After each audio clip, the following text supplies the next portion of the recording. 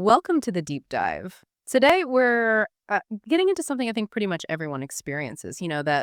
That nagging feeling of self-doubt. Oh, absolutely. Whether you're like in your 20s trying to figure things out or maybe later on looking back, Mhm. it shows up It really does. And we've been looking at some really interesting material on this.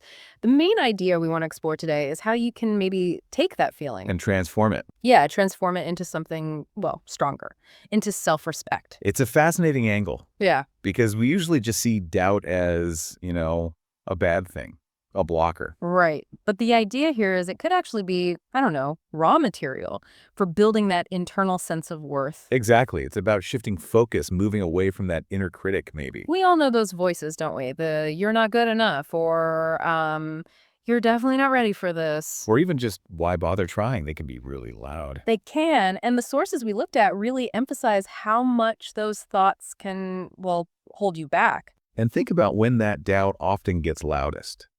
The material points to times when you're actually like stepping up, pushing yourself. Outside the comfort zone. Precisely. When you're venturing into something new because you actually care about the outcome. Yeah. That uncertainty, that bit of fear, Hmm.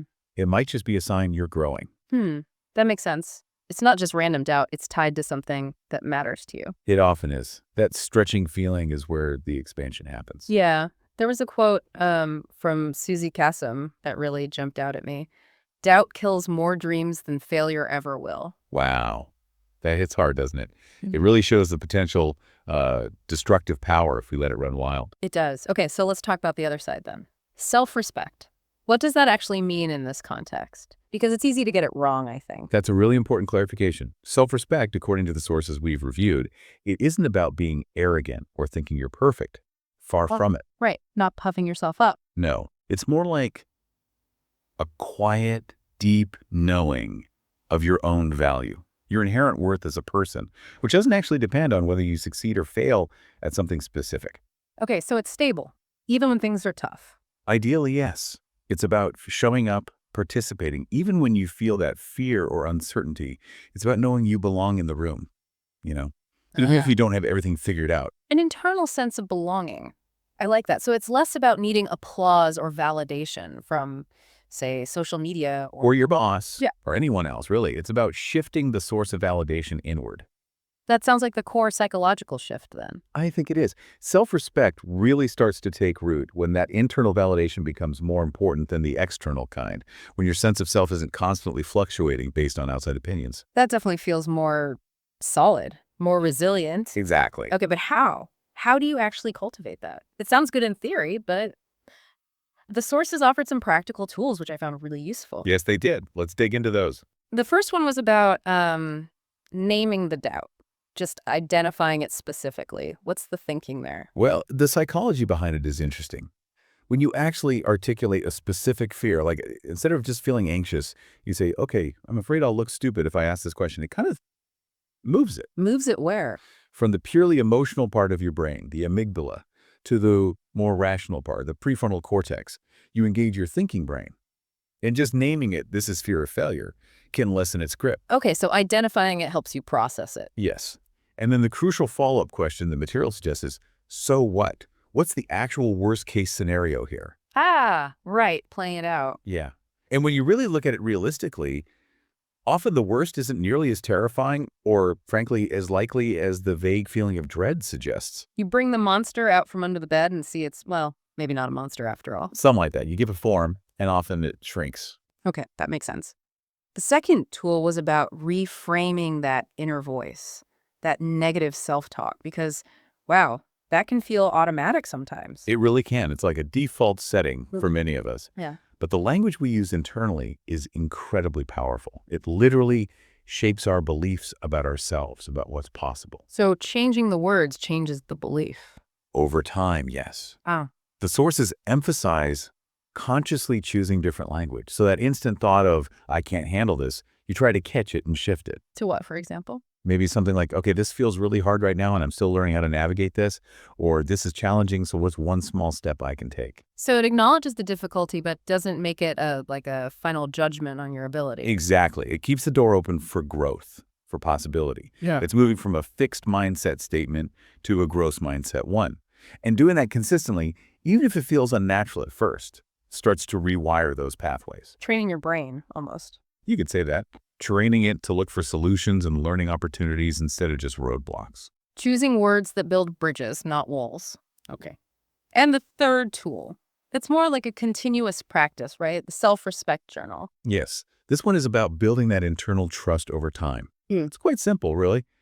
The suggestion is maybe each night just take a moment to reflect On what specifically? on one thing you did that day, however small, that honored your own growth or well-being, something that showed respect for yourself. So, like, did I speak up in a meeting even though I was nervous? Or did I stick to a boundary I set? Could be anything like that.